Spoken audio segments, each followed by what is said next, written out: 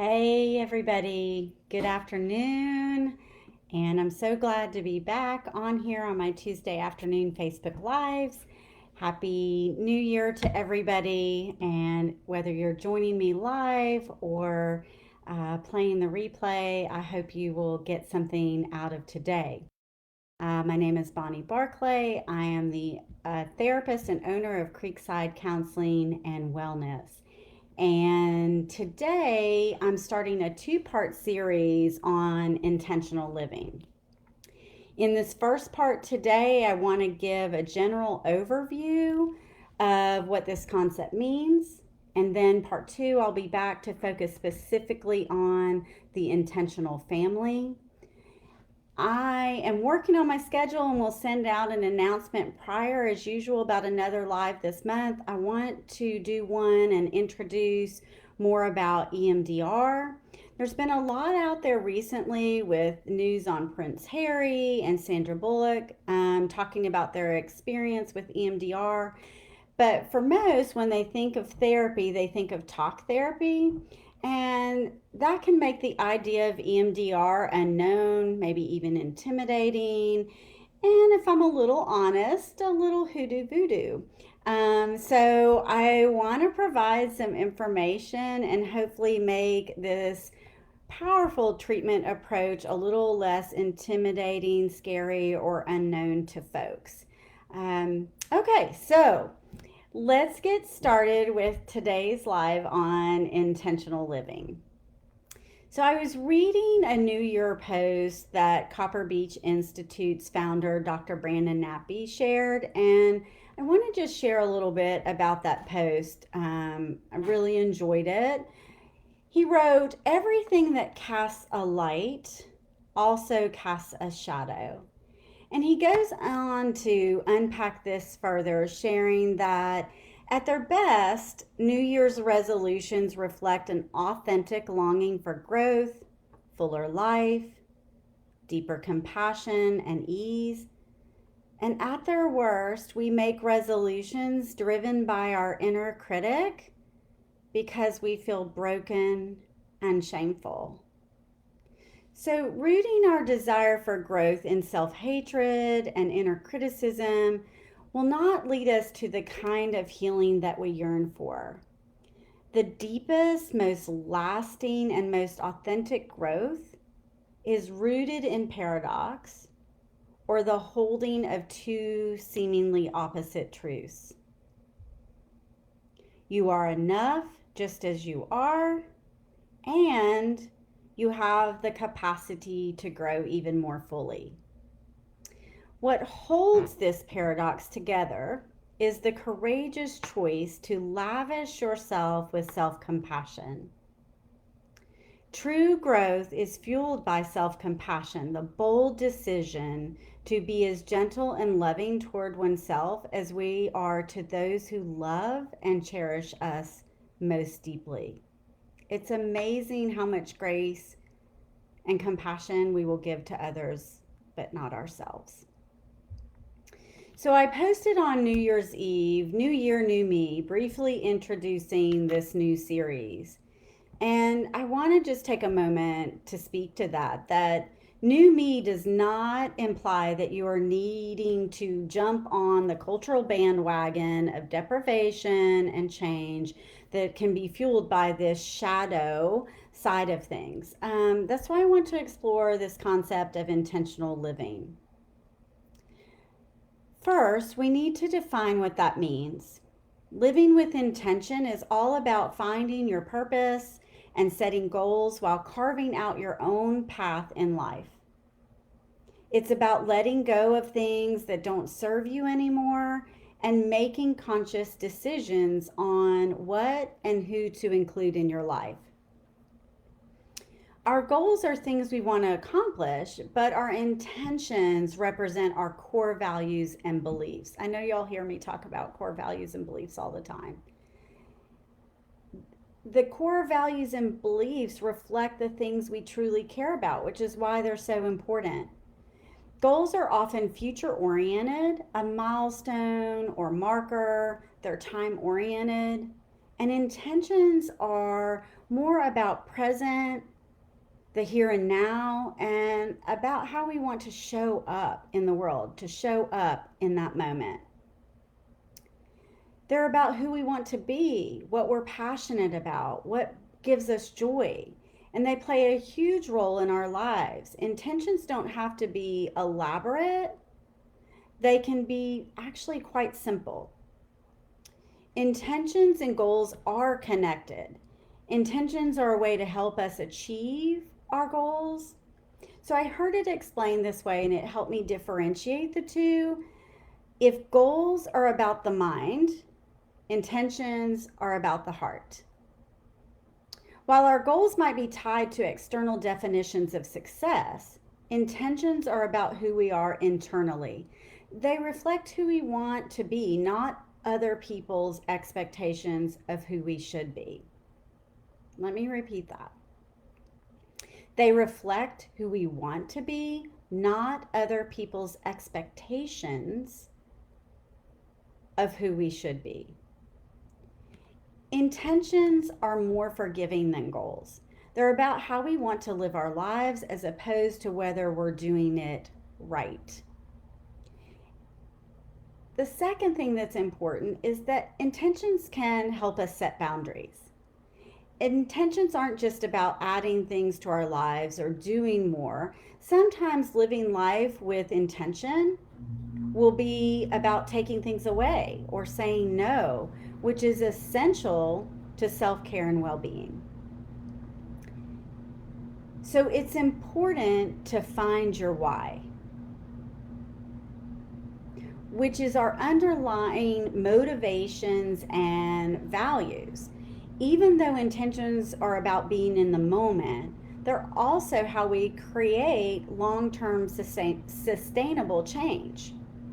So, two common resolutions are about losing weight and exercise.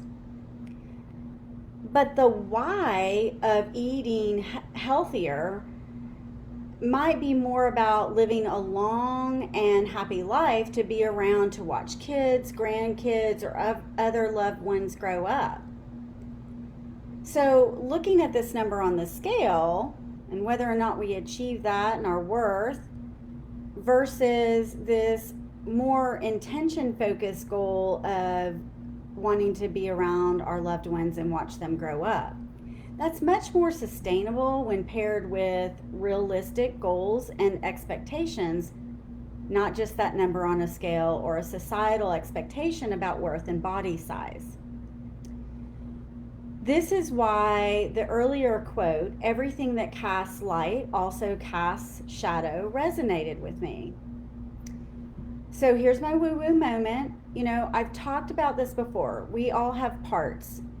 And while there are no bad parts, there is a shadow side in the sense that survival skills rooted in childhood or originally designed to have a protective purpose may not be as productive now. This is where curiosity and compassion come back in. Be curious about the original protective purpose of that survival skill, and then compassionately releasing that part from its role to choose a different path, an intention, a different path moving forward. Next is to set goals out of this internal locus of control, out of whys that fuel motivation, that help us make change sustainable. I love the Gottman concept. I did a whole series on Gottman, but I love this concept of small stuff often in reference to goal setting or setting intentions in different areas of your life, whether that be personal, career, hobbies, relationships.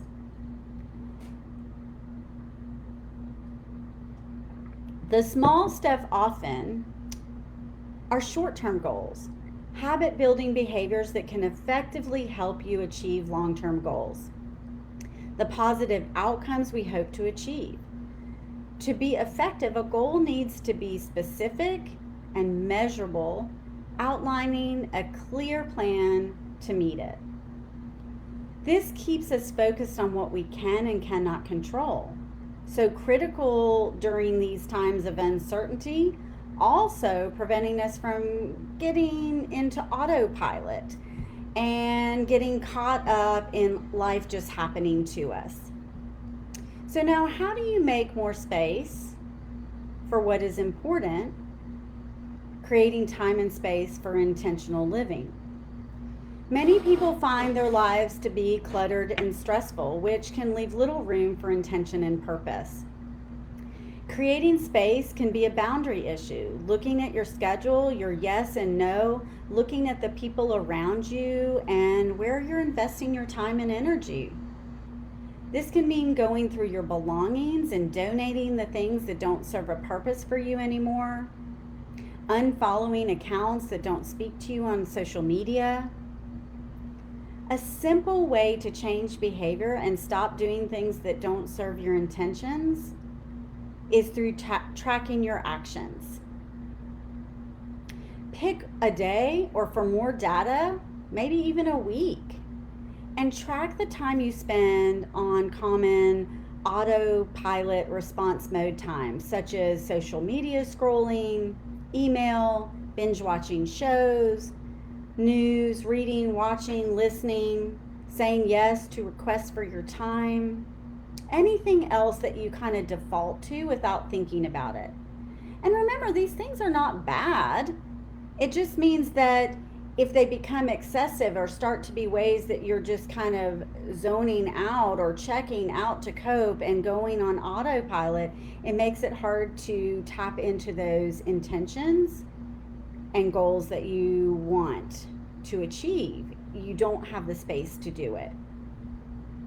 So after decluttering, ask yourself, what do I enjoy and how can I make more time for that? In what ways or areas do I struggle, and how can I learn to approach myself more gently? If you're hurting, how can I prioritize healing? Isolated? How can I be more intentional about creating community and connection?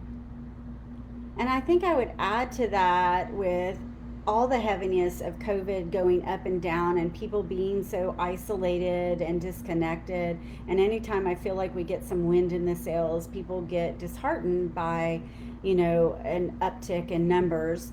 Gonna have to be creative about being intentional sometimes in this area. Feeling inspired? How can I pursue my dreams?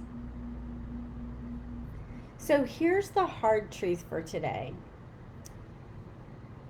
There are things we can and cannot control. We can control our intentions and our choices.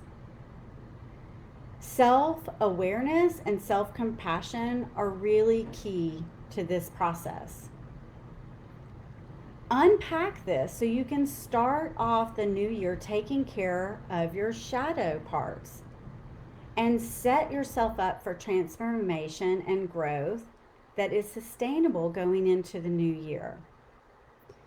So your takeaway for today, I'm reposting the 6 bucket exercise for those of you who did this values exercise before.